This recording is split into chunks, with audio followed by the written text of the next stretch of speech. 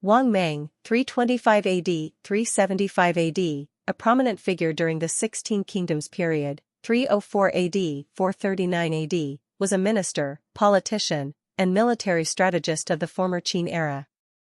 Wang Meng was born into a poor family and started his career at a young age by selling dustpans. Legend has it that once, while Wang Meng was selling his wares in Luoyang, he met someone willing to pay a high price for dustpans.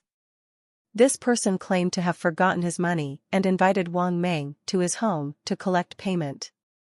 Following the man, Wang Meng ended up in a deep mountain. There, Wang Meng encountered a recluse whose hair and beard had turned completely white, prompting Wang Meng to realize the value of wisdom. Originally, although Wang Meng was living in poverty as a youth, he had already been recognized by insightful and discerning individuals. From then on, Wang Meng diligently studied and absorbed various forms of knowledge, especially in the field of military science. Gradually, he grew into a person adept at strategy and warfare, well-versed in both civil and martial affairs, with ambitious aspirations. Once, Wang Meng traveled to the capital of the later Zhao, Yeqing. The nobles and officials looked down upon him, except for the senior minister, Su Tong. Su Tong possessed the ability to discern a person's character and talents, and he invited Wang Meng to serve in the government. At that time, Shi Lu had already passed away, and Shi Li's nephew, Shi Hu, had usurped the throne, becoming a tyrant. Wang Meng chose to retreat and live in seclusion on Mount Hua in the western peaks, waiting for a wise ruler to emerge and patiently observing the changes in the situation in the central plains before taking action. In the year 349 AD, the tyrant Shi Hu of later Zhao died, leading to immediate contention for the imperial throne among his descendants, resulting in 3 emperors in the span of 1 year.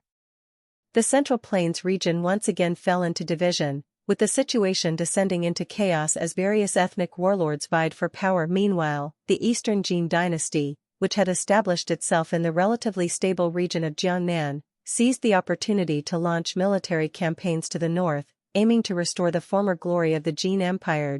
In the year 354 AD, Huan Wen, the military and political leader of the Jingzhou region in eastern Jin, launched a northern expedition. He temporarily defeated the army of the Qin state and stationed his troops in the Bahang area. The Han Chinese people who had previously supported the Jin dynasty lined the roads to watch, warmly welcoming the soldiers of eastern Jin. Upon hearing this news, Wang Meng, dressed in a coarse hemp short garment, went straight to Huan Wen's camp to request an audience. Huan Wen invited Wang Meng to discuss his views on the current situation. In front of a large audience, Wang Meng, while picking at lice, talked freely about major national affairs, uninterrupted and seemingly unaware of his surroundings. Seeing this scene, Huan Wen was secretly amazed and blurted out, "I am entrusted by the emperor to lead 100,000 elite soldiers to uphold righteousness and suppress rebels, to rid the people of harm. Yet, why have none of the heroes from Guangzhou come here to offer their encouragement and support? What could be the reason for this?"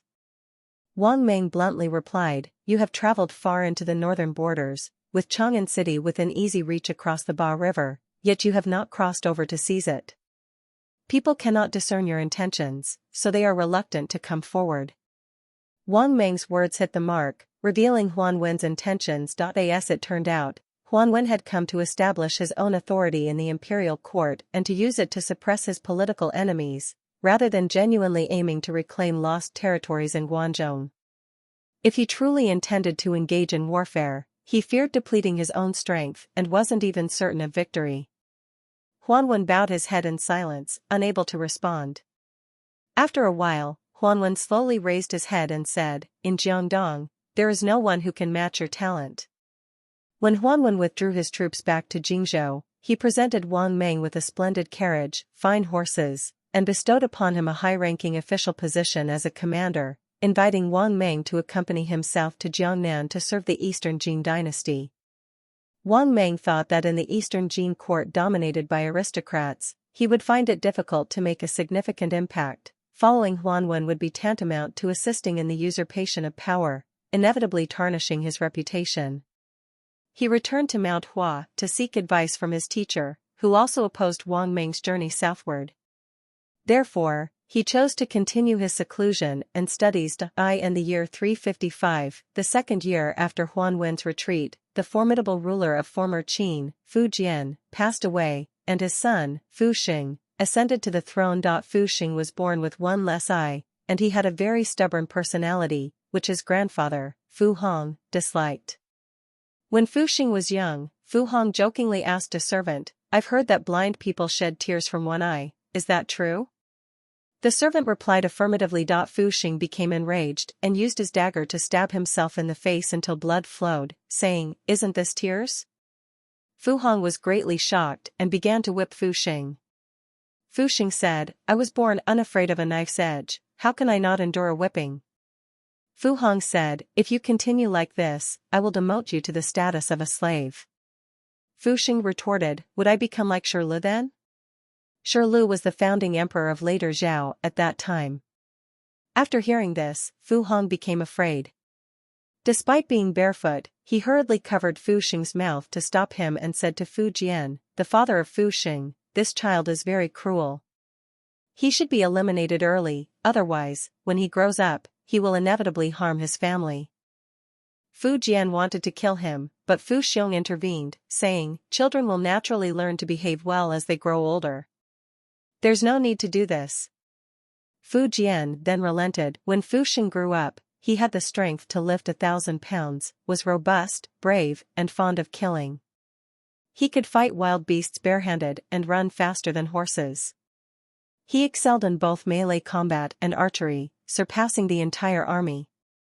During the Eastern Jin general Huan Wen's attack on former Qin, Fu Xing charged into the enemy ranks alone, killing numerous enemy commanders and capturing their flags more than 10 times, inflicting heavy casualties on the Jin army.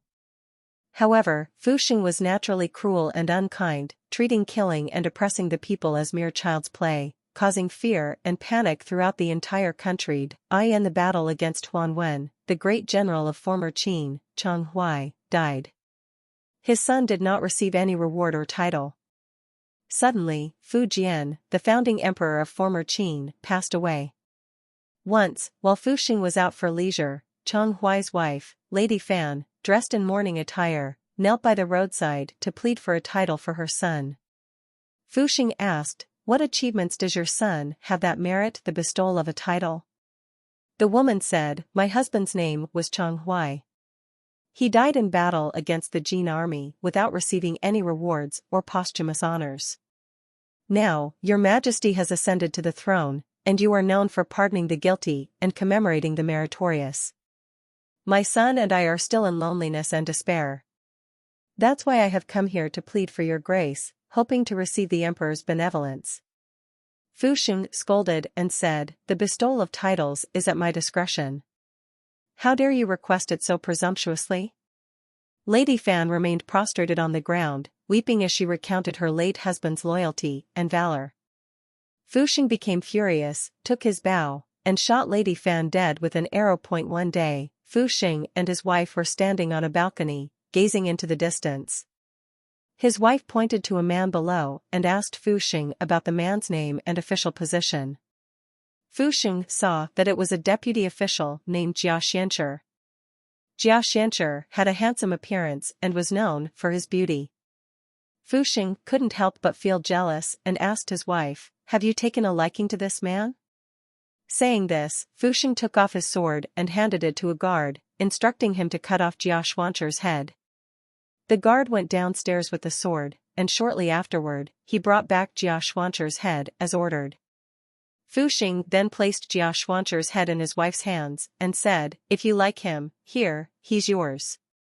His wife, feeling both scared and regretful, could only prostrate herself on the ground and plead for forgiveness.